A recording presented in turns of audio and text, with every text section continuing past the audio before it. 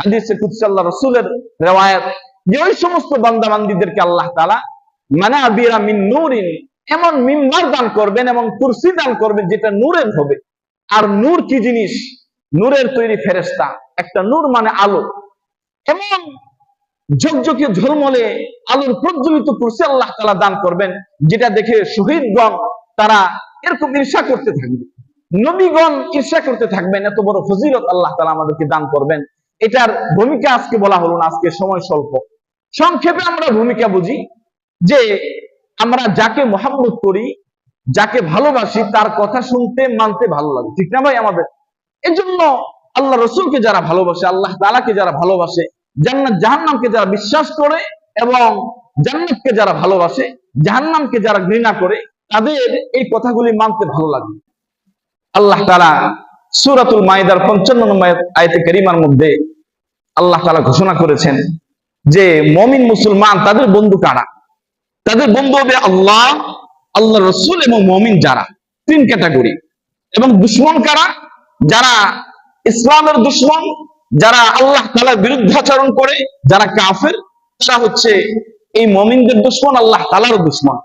আর আল্লাহ তাআলার দুশমন যারা, তাদের সাথে যদি মুমিন বন্ধুত্ব রাখে তাহলে বোঝা যাবে সে মুমিন না। এটা হচ্ছে আয়াতের খুলাসা কালাম, সার কথা। এটা হচ্ছে সামারি। আল্লাহ রাব্বুল আলামিন বলেন, ইন্নামা ওয়ালিয়ুকুমুল্লাহু ওয়া রাসূলুহু ওয়াল্লাযীনা আমানুল্লাযীনা ইউকিমুনাস সালাতা ওয়া ইউতুনাজ যাকাতা ওয়া হুম রাকিউন।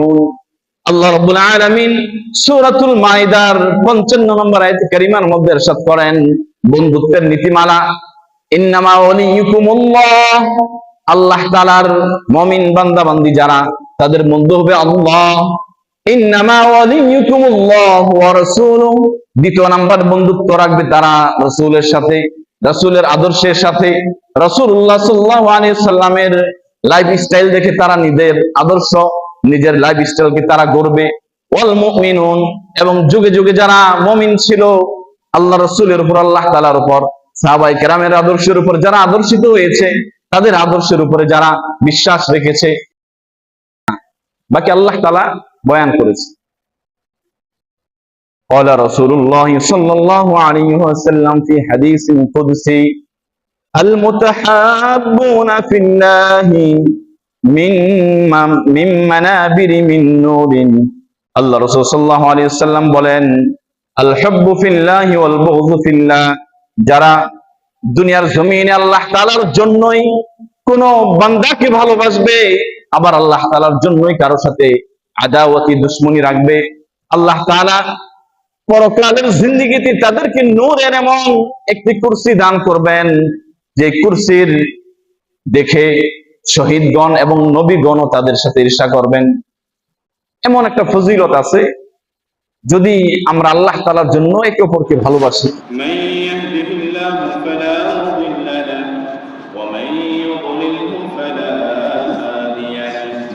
ونشهد أن سيدنا وسندنا وحبيبنا ومولانا محمدا عبده ورسوله الذي أرسله بالحق بشيرا ونذيرا وداعيا إلى الله بإذنه وسراجا منيرا.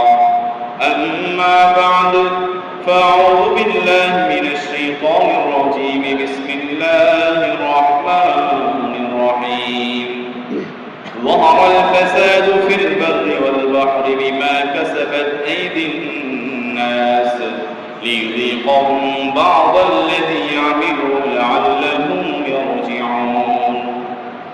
وقال تعالى في آية أخرى: ولنبلونكم بشيء من الخوف والجوع ونقص من الأموال والأنفس والثمرات وبشر الصابرين. وقال النبي صلى الله عليه وسلم: الدنيا سجن المؤمن وجنة الكافر. وقال رسول الله صلى الله عليه وسلم في حديث أخرى: أشد الناس بلاء الأنبياء ثم الأمثل فالأمثل. رواه الترمذي. صدق الله العلي العظيم وصدق رسوله النبي الكريم ونحن على ذلك لمن الشاهدين والشاكرين والحمد لله رب العالمين سبحانك لا علم لنا إلا ما علمتنا إنك أنت العليم الحكيم شكرا محمد صلى نبي شاهد اللهم صل على محمد وعلى آل محمد كما صليت على إبراهيم وعلى آل إبراهيم إنك حميد مجيد اللهم بارك على محمد وعلى آل محمد كما باركت على إبراهيم وعلى آل إبراهيم إنك حميد مجيد بلغ العلا بكماله كشف الدجى بجماله حسنت جميع خصاله صلوا عليه وآله الحمد لله আমরা আল্লাহ তাআলার দরবারে শুকর আদায় করি যে আল্লাহ তাআলা আমাদেরকে এই মর্যাদার মাসে মুহররম মাসের সর্বশেষ মাসকে মুহররমের 26তম তারিখ আল্লাহর ঘরে আমাদেরকে আল্লাহ তাআলা তিনার বিধান জুমার নামাজ আদায়ের উদ্দেশ্যে হাজির করেছেন এবং কিছু কথা বলবার এবং শুনবার সুযোগ করে দিয়েছেন এর জন্য শুকরিয়া আদায় করি আলহামদুলিল্লাহ। সাম্প্রতিক সময়ে আমরা সকলেই বিভিন্ন অবস্থা বিভিন্ন হালচালের কারণে আমরা আতঙ্কিত। এজন্য আজকে বিশেষ দোয়া অনুষ্ঠান হবে, সরকারিভাবে দোয়ার নির্দেশনা আছে। যারা ইন্তেকাল করেছেন, শহীদ হয়েছেন এবং বিশেষ করে যারা আহত বিভিন্ন হসপিটালে বাসাবাড়িতে সহ যারা বিভিন্ন পেরেশানি আছে সকলের জন্য আমরা দোয়া করব। তার পূর্বে আমি আপনাদের সামনে সূরাতুর রুমের একটা আয়াত কারিমা তেলাওয়াত করেছি, 41 নম্বর আয়াত কারিমা। আল্লাহ তাআলা জমিনে স্থলে বন্দরে যে সমস্ত মুসিবত আসে, এই মুসিবত আসা পিছনে যে সমস্ত কারণ, আর যারা খাঁটি মুমিন মুসলমান আমাদের নুরানির ছাত্র থেকে নিয়ে মক্তবখানা থেকে নিয়ে শুরু করে যারা মাদ্রাসায় আসা যাওয়া সকলেই সেই প্রসিদ্ধ হাদিস আমরা জানি। قال النبي صلى الله عليه وسلم الدنيا سجن المؤمن وجنة الكافر। আল্লাহর হাবিব সাল্লাল্লাহু আলাইহি ওয়াসাল্লাম ইরশাদ করেন, দুনিয়া হচ্ছে মুমিনের জন্য সিজনুন, জেলখানা, কয়েদখানা, ও জান্নাতুল কাফির, আর যারা খোদাদ্রোহী, যারা আল্লাহকে অবিশ্বাস করে, যারা দুনিয়ার জমিনে তারা ধর্মাবলী চলে, এরকম আনন্দের সাথে বিচরণ করে, তাদের জন্য এই দুনিয়াটা একটা মহাসড়ক। এই দুনিয়াটা মুমিনের জন্য শান্তির জায়গা। যেমনটা আমরা পরীক্ষার হলের মধ্যে থাকি, যারা ভালো সাইন করতে চায় তারা কিন্তু খুব আনন্দ উল্লাস করে। পরীক্ষার হলে এক শ্রেণীর ছাত্র আছে, তারা এই ঠাট্টা মশকরা করে প্রস্তুতি আসে বানায়, কোথায় কি পড়াশ করতে হবে, কোথায় রোল দিতে হবে, এগুলি তাদের জানা নেই। পরীক্ষার হলে গিয়ে তারা এগুলি শিখে, তার মানে তারা কতটুকু সাইন করতে পারবে বুঝে। ঠিক তেমনি ভাবে মুমিন মুসলমানের মধ্যে এক শ্রেণীর মুমিন মুসলমান, আমাদের পরকালের হিসাব নিকাশ কি, দুনিয়ার মধ্যে আমাদের আমলের সাবজেক্ট কি, এটাই আমাদের সামনে নাই। এই সমস্ত মুমিন মুসলমানরা ওই যে পরীক্ষার হলে হাস্যকর এক শ্রেণীর ছাত্র, তারা পাশ করলেও কোনো আসা যায় না, সম্মানের সহিত উত্তীর্ণ হওয়ার জন্য তাদের তেমন আশা আকাঙ্ক্ষা নাই। এই শ্রেণীর যারা মুমিন তাদের জন্য দুনিয়াতেও মুসিবত, পরকালেও মুসিবত থাকবে। এজন্য আর যারা খাঁটি মুমিন, দুনিয়াতে তাদের মুসিবত আসবে, কিন্তু এই মুসিবতটা তাদের জন্য একটা রহমত। কেমন রহমত? আমরা সকলেই জানি, লাইন শাকারতুম লাযিদান, আল্লাহর শুকরিয়া আদায় করলে আল্লাহ তাআলা নিয়ামত বাড়ায়। আর মুসিবত আসবে, বান্দা এটাকে মনে করবে যে পরকালের জন্য আমার গুনাহ হয়ে গেছে, গুনাহ মুক্তির জন্য আল্লাহ তাআলা আমাকে একটা পরীক্ষার মধ্যে ফেলছে। একটা মুমিন মুসলমানের পায়ের মধ্যে যদি একটা কাঁটা বিধে, এই কাঁটাটা বিধাও তার জন্য একটা সওয়াবের কাজ, কারণ এর মাধ্যমে যে কষ্ট মুশাক্কাত হবে এটা তার জন্য গুনাহ মাফের কারণ। এগুলি দলিল আছে, আমি আলোচনা করবো। তার শুরুতে ভূমিকা শুরু, খোলাসা করা, সার নির্যাস যে আলোচনার মূল কথা, এগুলি সংক্ষেপে বলছি। দ্বিতীয় নম্বর মুসিবত আসলে কি রহমত আমাদের জন্য। আমরা জানি মুসিবত আসলে যদি আমরা সবর করি তখন ইন্নাল্লাহা মা'আস সাবিরিন, সবরকারীদের সাথে আল্লাহ তাআলা আছেন। সূরা বাকারার আয়াতে কারীমা, দ্বিতীয় পৃষ্ঠার আয়াতে কারীমা। আর যারা সবরের মধ্যে না থাকবে, বিপদ আসছে আর আল্লাহকে বকাঝকা করতেছে, আল্লাহ আমাকেই দেখলো আর কাউকে দেখলো না এই বিপদে ফেলতে, আল্লাহ আমার ছেলেকেই দেখলো, আমার একমাত্র ছেলে, আমার সন্তানই নাই, একটা আসতেছে পেটের দিকে বিদায়, এমন যারা আল্লাহকে গালিগালাজ করবে তাদের জন্য এই মুসিবতটা রহমত। বরঞ্চ শুকরওয়ালাকে আল্লাহ তাআলা নিয়ামত বাড়ায় দেন। অপরদিকে যারা মুসিবতে এরকম সবর করে কৃতজ্ঞতা আদায় করলে আল্লাহ বাড়ায় দেন। আর যারা সবর করে ধৈর্য ধারণ করে আল্লাহ তাআলা তাদেরকে পুরস্কৃত করেন। মুসিবত আসার দুইটা উপকার হবে, আরো তিনটা উপকার আছে। এর মধ্যে একটা হচ্ছে আল্লাহ তাআলা আমাদেরকে তানবীহ করেন, সতর্কবান। বান্দার দুনিয়ায় চলতে ফিরতে তার বহু ভুল ত্রুটি হয়ে যায়। আল্লাহ তাআলা বিভিন্ন পরীক্ষার মাধ্যমে আমাদেরকে সতর্কীকরণ করেন, আমাদেরকে তানবীহ দেন যেন আমরা গাফলত থেকে জাগ্রত হই, আল্লাহ তাআলার গুনার পথে না চলে যেন আমরা নেকের পথে চলি, আমরা যেন নবীর পথ বাদ দিয়ে শয়তানের পথে না চলি, আমরা যেন ফিরে আসি। আল্লাহ তাআলা আমাদেরকে ঢিল দেন, আমাদেরকে ছাড় দেন, কিন্তু একেবারে আল্লাহ তাআলা ছাড় দিবেন। বরঞ্চ যারা মুমিন মুসলমান এই দুনিয়ার ক্ষণস্থায়ী জিন্দেগির পরে তাদের জন্য আল্লাহ তাআলা পরকাল এবং উত্তরকালের সুখ শান্তি রাখবেন। চতুর্থ নাম্বার, আল্লাহ তাআলা যে আমাদেরকে মুসিবত দেন, এই মুসিবতগুলি শুধুমাত্র আমার আপনার জন্যই তো না, বরঞ্চ আমাদের পূর্বে যারা ছিল, সাহাবায়ে কেরাম ছিল, তাবেঈন ছিল, সাহাবায়ে কেরামের পূর্ব পর্যন্ত কি ছিল? নবী রাসূল ছিল। বাবা আদম থেকে শেষ নবী পর্যন্ত কোন নবী রাসূল এমন ছিল না যাদের দুনিয়ার জমিনে ইমতিহান আসে নাই, এক্সাম আসে নাই, পরীক্ষা আসে নাই, এমনটা ছিল। বরঞ্চ আমরা ইতিহাসের পাতায় তাকালে দেখি কোন কারিমে আয়াতে কারিমা বর্ণনা আল্লাহ তাআলা দুনিয়াতে বহু নবী রাসূল পাঠিয়েছেন। এর মধ্যে উল্লেখযোগ্য যেগুলি হযরত জাকারিয়া আলাইহিস সালাম, তিনি আশ্রয় চেয়েছেন বৃক্ষের কাছে, বৃক্ষ আশ্রয় দিয়েছে, কিন্তু কাফের মুশরিকরা তাকে এরকম গাছকে পরাগ দিয়ে দ্বিখণ্ডিত করেছেন, সাথে সাথে নবীও দ্বিখণ্ডিত হয়েছে। এরকম মুসা আলাইহিস সালাম আল্লাহ তাআলা তাকে মাসুম বেটির ইমতিহান করেছেন, পরীক্ষা করেছেন। আল্লাহ তাআলা নবী মুসা কালিমুল্লাহকে আব্দুল্লাহ থেকে পরীক্ষা করেছেন। বিশ্বনবী সরকার দু আলমকে তায়েফের ময়দানে পরীক্ষা করা হয়েছে, বদরের প্রান্তরে পরীক্ষা করা হয়েছে। পরীক্ষা ব্যতীত কোন ব্যক্তি, কোন নবী রাসূল, কোন সাহাবী, কোন বুজুর্গ দুনিয়ার মধ্যে সম্মানের আসলে সমাসীন হবে না। এজন্য আমরা যারা ঈমান ওয়ালা দাবি করব আর দুনিয়ার মধ্যে আমরা বেহেশতে যাবো আর আয়েশ যাবো, এটা তো হইতে পারে না। কারণ ন্যূনতম আমার যে কষ্ট, আমাকে তো শীতের কালে গোসল করতে হয়, আরামের ঘুমকে হারাম করে ফজরের সালাতে আসতে হয়, এশার নামাজ পড়তে হয়, মধ্যবর্তী সালাত আসরের নামাজে আসতে হয়। এই টুটা ফাটা সাধারণ বেসিক যে আমাদের মৌলিক ইবাদত, এগুলি যদি আমরা নিয়ম পালনের সাথে আদায় করি তবু তো কষ্ট।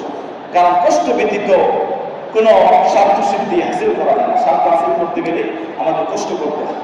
একটা দোকান, একটা এরকম চাকরিজীবী, তাদের দেখে কি কষ্ট। একটা ড্রাইভার ঘর থেকে বের হয় বৃষ্টি, কয়েকদিন পরে ফেরত আসবে এটা জানা।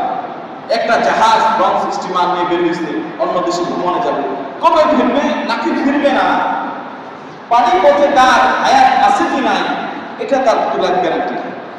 এজন্য আমাদের হায়াতের দিকে না তাকিয়ে আমরা ঈমানের দিকে তাকাই, আমলের দিকে তাকাই। আমাদের হায়াতের জিন্দেগি একটা নিয়ামত আল্লাহ গনিমত দিয়েছেন, এর মধ্যে যদি আমরা আল্লাহ তাআলার নাফরমানি করি তবু আমাদের হায়াত শেষ হয়ে যায়। আর যদি আল্লাহ তাআলার ফরমান আনুগত্য করি তবু আমাদের হায়াত শেষ হবে। এজন্য আসুন আমরা আল্লাহ তাআলার আনুগত্যের মধ্যে চলি, নবী আলাইহিস সালাতু ওয়াস সালামের সুন্নাহ সিরাতুল মুস্তাকিমের মধ্যে চলি।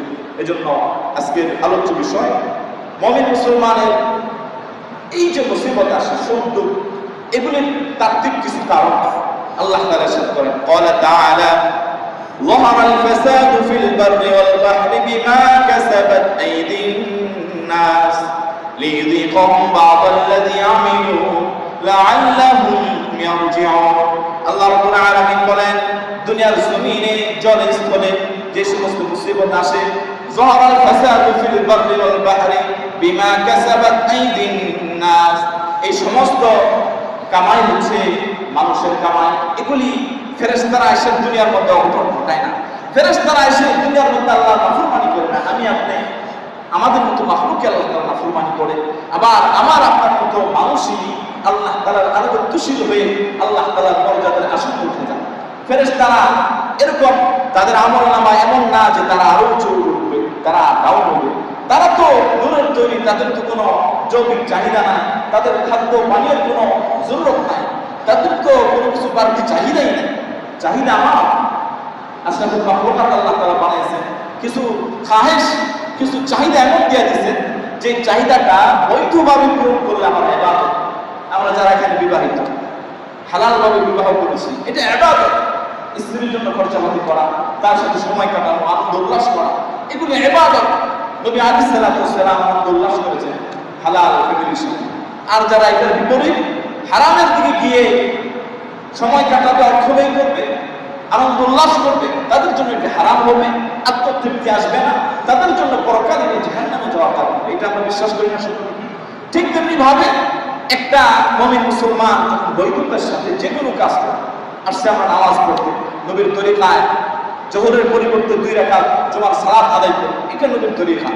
যারা জুমা না পাবে, জুমার জন্য শর্ত খুতবা, তারা পরবর্তীতে জুমা বাদ দিয়ে জোহর আদায় করবে, এটাই তরিকা। এর বিপরীত যারা অন্যভাবে জুমা চলে গেছে, জুমার কাজা করতেছে, খুতবা না, নবীর তরিকা হইল না, জুমার জন্য শর্ত আদায় হইল না, তার নামাজ আল্লাহ দরবারে বসবে না, এটা চলতে থাকে। এটা একটা হাস্যকর ঠাট্টাকর একটা অবস্থা। যাই হোক, বলতেছিলাম আল্লাহ রাব্বুল আলামিন দুনিয়ার জমিনে যত রকমের মুসিবত দান করেন, বিমা কাসাবাত আইদিন নাস, এগুলি হচ্ছে মানব জাতির একটা ইনকাম কামাই। এটা আমার আপনার হারাম, আমার আপনার দুনিয়ার জমিনে নাফরমানি করার কারণে আল্লাহ তাআলা এই সমস্ত আযাব গজব দান করেন। কেন দান করেন? লিযিকাহুম বা'দাল্লাযী আমিলু, যেন আমরা এই সমস্ত মুসিবতকে আস্বাদন করে, মুসিবতের মজাগুলি আস্বাদন করে চাখার পরে যেন আল্লাহ তাআলার দিকে আমরা রুজু হয়ে ফিরে আসি। লাআল্লাহুম ইয়ারজিউন, আল্লাহ তাআলার দিকে যারা না ফিরবে, এরপরও আল্লাহ রাব্বুল আলামিন তাদেরকে দুনিয়ার জমিনের মধ্যে ছাড় দিবেন, তাদেরকে হায়াতের জিন্দেগি পর্যন্ত ছাড় দিতে দিতে তার তাওবার দরজা পর্যন্ত আল্লাহ তাআলা খোলা রাখবেন। হায়াত অন্তিমকাল আসার পূর্বে যদি মুমিন বান্দা-বান্দীরা আল্লাহ তাআলার দরবারে তাওবা না করে, তখন আল্লাহ রাব্বুল আলামিন তার জন্য পরকালের অনন্ত অসীমকালের হয়তোবা সুখ শান্তির জান্নাত দান করবেন। অন্যথায় আল্লাহ রাব্বুল আলামিনের কঠিন মুসিবত, জাহান্নামের ফেরেশতা গ্রেফতার করে তাদেরকে এরকম জাহান্নামের মধ্যে নিক্ষেপ করবে। এজন্য আমাদের দুনিয়ার জিন্দেগিতে আমাদের পথ বেছে নিতে হবে যে আমি কি আল্লাহ নাফরমানি করে, অবাধ্য হয়ে, দেশের মধ্যে বিশৃঙ্খলা করে, মানব জাতির ক্ষতি সাধন করে আমি দুনিয়া কামাই করে নিজে আরাম করবো, নাকি জাতির স্বার্থে, আমার পরিবারের স্বার্থে, আল্লাহ তাআলার ইবাদতের স্বার্থে আমার নিজেকে কোরবানি করব। এটা আমার আপনার এখন থেকে নিয়ম করতে হবে, কারণ দুনিয়াতে এটা আরামায়েশের জায়গা। আল্লাহ রাসূল সাল্লাল্লাহু আলাইহি ওয়াসাল্লাম হাদিসে ইরশাদ করেন, আশাদ্দুন নাসি বালাআল আমবিয়া, আল্লাহ রাসূল বলেন দুনিয়ার মধ্যে সবচেয়ে কঠিন মুসিবত এরকম নবী রাসূলদের, আম্বিয়া আলাইহিস সালাতু ওয়াস সালামদেরকে আল্লাহ তাআলা মুসিবত দিয়েছেন। এই মুসিবত নবী রাসূল ব্যতীত কোনো বান্দা-বান্দীর জীবনে এই মুসিবত আসবে না। ফাল আমসাল সুম্মাল আমসাল, এরপরে যারা যত বেশি ঈমানওয়ালা তার তত মুসিবত আসবে। দুনিয়ার জমিনে আমরা তাকাইলে দেখি সাহাবায়ে কেরাম, তাবেঈন, তাবেঈন যারা বুজুর্গ ছিলেন, আমাদের আকাবের আসহাব ছিলেন, যারা দ্বীনের জন্য নিজেদেরকে কুরবানি করেছেন, দুনিয়াতে আল্লাহ তাআলার সামনে নিজেকে পেশ করেছেন, তারা দুনিয়ার বিভিন্ন পরীক্ষা নিরীক্ষার মধ্যে তাদের জীবনকে তারা উৎসর্গ করে দিয়েছেন। এর মধ্যে উল্লেখযোগ্য কিছু দুনিয়ার যারা শহীদ হয়েছেন, সাহাবায়ে কেরাম আছেন, তাবেঈন আছেন, তাবেঈন আছেন, এবং পরবর্তী জামানার যারা ওলিয়াউল্লাহ, আল্লাহ তাআলার একান্ত বন্ধু ওলি, তারা কিভাবে নিজের জীবনটা উৎসর্গ করে দিয়েছেন, এটা আমরা তাদের ইতিহাসের দিকে তাকাইলে আমরা দেখতে পাই। এজন্য আমাদের জিন্দেগি শুধুমাত্র ইনকাম করলাম, সন্তান লালন পালন করলাম, তাদেরকে প্রতিষ্ঠিত করলাম, আমার লাইফ সাকসেস, এটা আমার একটা মুমিনের কখনো কাম্য হইতে পারে। বরঞ্চ আল্লাহ তাআলার হুকুম, নবী রাসূলের তরিকার মধ্যে থেকে আল্লাহ তাআলার জমিনে ইনসাফের সাথে আল্লাহ তাআলার কালিমাকে বুলন্দ করা একটা মুমিন মুসলমানের মাকসাদ। এবং কালিমার মাকসাদ যিনি হাসিল করবে, কালিমাকে প্রতিষ্ঠিত করবে, তার মাধ্যমে প্রতিটা মাখলুক, শুধু মানুষ না, প্রতিটা মাখলুক তার মাধ্যমে কল্যাণ কামিতা পাবে, কল্যাণের আশা করবে এবং তার থেকে উপকৃত হবে, কোনো ক্ষতি সাধন তার মাধ্যমে হবে না। এটাই কালিমাওয়ালার একটা দাবি, কালিমাওয়ালার এটাই কাজ। এই জন্য আমরা স্বীকৃত কালিমাওয়ালা মুসলমান। এখানে কোনো বেঈমান মানুষ তো নামাজ পড়তে আসে না, বরঞ্চ আমরাই কিছু মুসলমান এমন আছি যারা কাফের মুশরিক বেধর্মী, তাদের বিভিন্ন দাওয়াতে, তাদের বিভিন্ন আয়োজন অনুষ্ঠানে আমরাই পার্টিসিপেট করি, অংশগ্রহণ করি, কিন্তু বিধর্মীরা তো আমাদের কাছে আসে। এটা থেকে শিক্ষা নেওয়া দরকার। আমাদের ইবাদত, আমাদের আয়োজন দেখতে তারা আসে না, আমরা কিভাবে নির্লজ্জের মতো তাদের কাছে যাই। আলোচ্য বিষয় এটা আরেকটা, শুধুমাত্র ইঙ্গিত দিতে চাই আমাদেরকে বেদিনের আনন্দ উল্লাসের মধ্যে পার্টিসিপেট করা, অংশগ্রহণ করা, এটা মুমিনের কোনো ক্যারেক্টার হইতে পারে। আল্লাহ তাআলা আল্লাহ রাসূলের মাধ্যমে দোস্ত কার সাথে পাবো, কার সাথে অন্তরঙ্গ বন্ধুত্ব করবো, কার সাথে আমার সোসাইটি হবে। কিছুদিন আগে কালিমাওয়ালা মুসলমান তাবলীগী ভাই বলতেছেন যে আমাদের মাথা অমুক ভাই, পরে বললাম নাম কি, নাম শুনে বোঝা গেল যে এটা কালিমাওয়ালা মুসলমান না।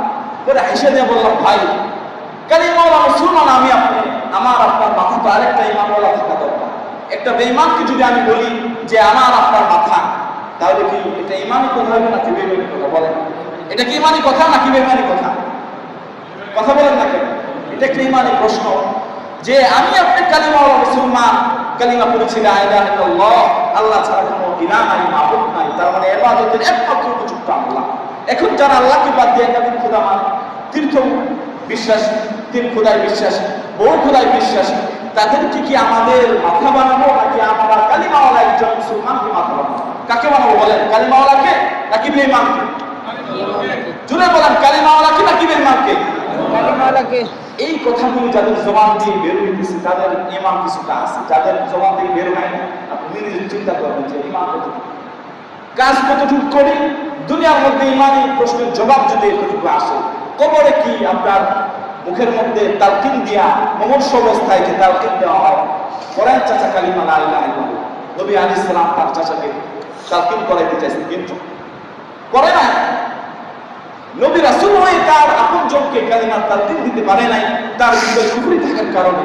আর আমি আপনি দুনিয়ার ওলি আল্লাহ বুজুর্গদেরকে নিয়ে যদি আমার বাবা, আমার চাচা, আমার মহলের কেউকে আমি যদি তালকিন দেই, তার ভিতরে যদি কুফরি থাকে, কুফরিওয়ালাদেরকে যদি সে মাথা মানে, তাহলে কি মনে করে তার জবান থেকে কালিমা বের হোক?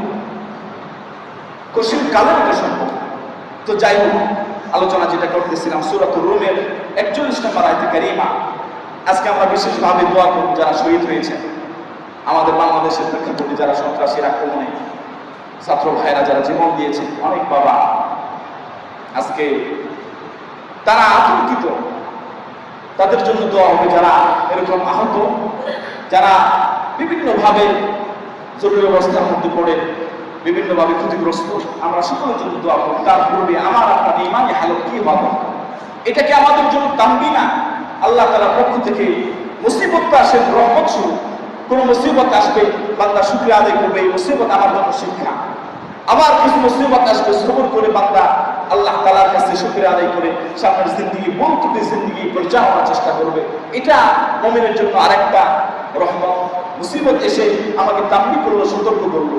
আর যদি আল্লাহ তাআলার সতর্ক আমরা না মানি, আমার আপনার ঈমানকে যদি আমরা বিলীন করে দেই বেদিনের সাথে, আমরা দাবি করি যে আমরা সোশ্যাল, এখন সোশ্যাল হইতে গিয়ে, সামাজিক ব্যক্তিত্ব হইতে গিয়ে আমরা যদি বেঈমানের সাথে সমাজ বানাই, এটা আমার আপনার জন্য পরকালে নাজাতের জরিয়া হবে না, বরঞ্চ এটা আমার আপনার জন্য পাকড়াওয়ের কারণ হয়ে যাবে।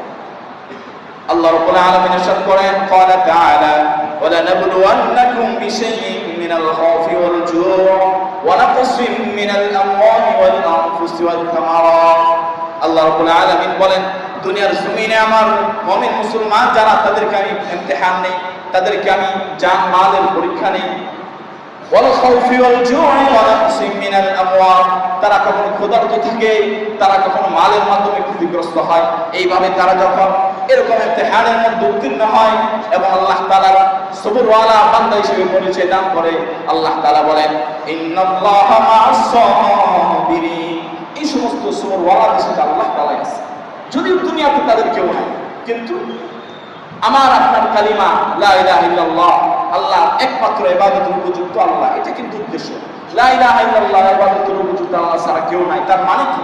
একমাত্র ইবাদতের যোগ্য আল্লাহ আর মুহাম্মদুর রাসূলুল্লাহ। নবী আলাইহিস সালাতু ওয়াস সালাম হচ্ছেন আল্লাহ তাআলার রাসূল। এখন রাসূল আসছেন, বিদেশ থেকে একটা দূত আসছে এই রাষ্ট্রে। কি নিয়ে আসছে? দূতকে আহলান সালাম আগমন স্বাগতম জানিয়ে তাকে রাষ্ট্রীয় সম্মাননা দেওয়া হলো, কিন্তু তার কোনো এরকম আরজি কোনো আবেদনকে অ্যালাউ করা হলো। তাহলে বলুন, এই দূতকে সম্মানের সাথে বসিয়ে খাওয়াই, এটা কি তার পুরোপুরি সম্মান হইল নাকি অসম্মান হইল? কোনো দরখাস্ত কবুল হইল না, এটা কি সম্মান হইল নাকি অসম্মান হইল? সম্মান হইল না অসম্মান হইল? ভাই, আল্লাহ তাআলা রাসূল মানে কি? আল্লাহ তাআলার পক্ষ থেকে প্রেরিত দূত, মেসেঞ্জার নবী আলাইহিস সালাতু ওয়াস সালাম আসছেন একটা জীবন আদর্শ নিয়ে। ওয়া ইন্নাকা লাআলা খুলুকিন আযীম। আল্লাহ রাসূল আমাদের জন্য বিরাট একটা মডেল এবং পূর্ণাঙ্গ আমাদেরকে জীবন ব্যবস্থা তিনি শিক্ষা দিয়েছেন। এখন নবীকে মানলাম, নবীর আদর্শ মানলাম না, নবীর ব্যক্তি জীবনের যে পদ্ধতি এটা মানলাম না, পারিবারিক পদ্ধতি মানলাম না, নবী আলাইহিস সালামের সামাজিক পদ্ধতি মানলাম না, নবী আলাইহিস সালামের রাষ্ট্র পদ্ধতি মানলাম না, নবীকে কি মানলাম? তাহলে এই সব কিছু মেনে যদি নবীকে আমরা বিশ্বাস করি, তাহলে আমার আপনার যে 50% ঈমান নবীর উপরে ঈমান আনার কারণ এটা পুরো। অন্যথায় আমার আপনার ঈমান কিন্তু অপূর্ণাঙ্গই রয়েছে। আল্লাহকে মানে আল্লাহর হুকুম মানি না। আল্লাহ তাআলা যেগুলিকে হারাম বলছেন, সুদ ঘুষ, শুধু এগুলি কি হারাম? আর কিছু হারাম নাই। একজনকে সুদ ঘুষের দিকে আমি অনুপ্রাণিত করলাম, পাথেয় হিসেবে তাকে যোগান দিয়ে দিলাম যে আমি তো খাই না, অন্য জায়গায় খাওয়ার ব্যবস্থা আছে। মদ আমি খাই না, কিন্তু ওখানে আসো, তুমি যাও, পথ দেখাই দিলাম। বরঞ্চ হাদিসে তো আসছে সিরাতের 40,000 বছরের পথ, এত লম্বাই পথ। দুনিয়ার মধ্যে কোনো বান্দা যদি অপর বান্দাকে একটা সিরাতে মুস্তাকিমের পথ দেখায়, ভালো একটা রাস্তা দেখায় যে আমি তো এদিকে যাবো অমুক গ্রামে, অমুকের বাড়িতে, ইশারা দিয়ে হাতের আঙুলি দিয়ে যদি তাকে পথ দেখায় দেওয়া হয়, আল্লাহ হাবিব বলেন তার জন্য সিরাতের 40,000 বছরের পথকে একটা মুমিন মুসলমান ফজরের 2 রাকাত সুন্নাত পড়তে যে সময় লাগে, তার চেয়ে কম সময়ের মধ্যে আল্লাহ তাআলাকে সিরাত পার করে দেন। সুবহানাল্লাহ। তাহলে আমি আপনি যদি আল্লাহ ওয়া রাসূলের তরিকা আলোচনা করি এবং নিজে আমল করে অপরকে আমলের দিকে ধাবিত করি, এটা কি আমার আপনার জন্য নাজাতের জরিয়া হতে পারে না? কি বলেন, হতে পারে কিনা? এজন্য আসেন, আমি আপনি যদি নাও মানি, অপরকে যেন অবাধ্যতার দিকে অগ্রসর না। আমি মানতে পারতেছি না, আমার পরিস্থিতি, আমার কমজোর ঈমান, কিন্তু অপরকে যেন এই নাফরমানের দিকে আমি না টিকি, বরং আমি যতটুকু মানি ততটুকু মানার মধ্যে অন্য ভাইকে ধাবিত করা, আরও ঈমানের প্রতি অগ্রসর হওয়া, এটা আমার আপনার দায়িত্ব, কর্তব্য। আল্লাহ রাসূল দিয়ে গেছে, বাল্লিগু আন্নী ওয়ালাউ আয়াত, তোমরা আমার বাণী পৌঁছাও, ওয়ালাউ আয়াত, যদি একটা বাণী থাকে, একটা আয়াত থাকে, এগুলি আমার আপনার দায়িত্ব, কর্তব্য। বরঞ্চ আল্লাহ তাআলা দুনিয়ার মধ্যে তো কাফের মুশরিক যারা, তাদেরকে আল্লাহ রাসূলের হাদিসের ইরশাদ, আল্লাহ তাআলা বলেন আমি তো তাদের ঘর বাড়ি, ঘরের সিঁড়ি, জানালা এবং তাদের চলাচলের ব্যবস্থাপনা সমস্ত কিছু সোনার উপর করে দিতাম, যদি মুমিন মুসলমানদের ঈমান বিধ্বংসী হওয়ার কারণ না হতো। আমরা তো তাকায় দেখি বেদিন মুশরিক যারা, কাফের যারা, তাদের জীবন খুব স্বাচ্ছন্দ্যে চলে, এটা দেখে আমরা ধোঁকায় পড়ে যাই। কিন্তু আল্লাহ তাআলা বলেন যে না, এটা সাময়িক তাদেরকে দেওয়া হয়েছে, তারা তো কিছু কল্যাণ কাজ করে, তাদের ঈমান নাই ঠিক, কিছু কিছু ভালো কাজ করে, এই কিছু ভালো করার কারণে তাদেরকে আল্লাহ তাআলা দুনিয়া দিচ্ছেন, কিন্তু পরকালে তাদের জন্য জীব, পরকালে তাদের কিছু নাই, তাদের জন্য রয়েছে জাহান্নাম। আর আমার আপনার যেগুলি বাকি থাকে, আমরা এই যে মুনাজাত করি, কোন মুনাজাত আল্লাহ তাআলা ফিরিয়ে দেন।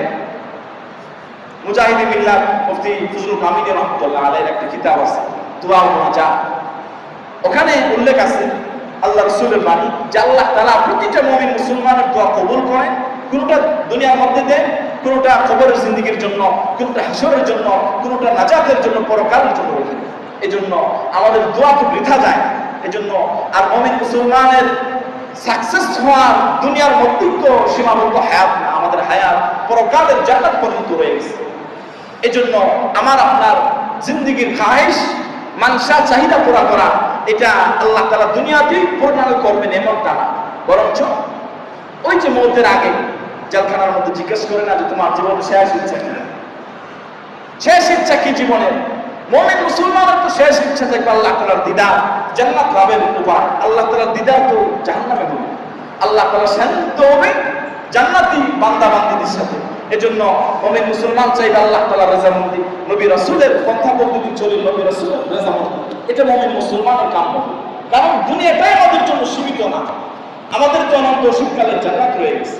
এজন্য আমরা সকলেই এই দুনিয়ার জিন্দেগি যে ফিতনা ফাসাদ হইতেছে, আমার আপনার হারামের পথে চলা, আমার প্রতিবেশী, আমার সমাজের ভাই বেরাদা যারা আল্লাহ তাআলা নাফরমানি করতেছে, নামাজ থেকে দূরে, এরকম যাকাত থেকে দূরে, হজ থেকে দূরে, এরকম ন্যায় নিষ্ঠার পথে চলতে দূরে, যারা সন্ত্রাসবাদ করে, যারা অন্যায় বিচার করে, তাদেরকে যারা সাহায্য সহযোগিতা করে,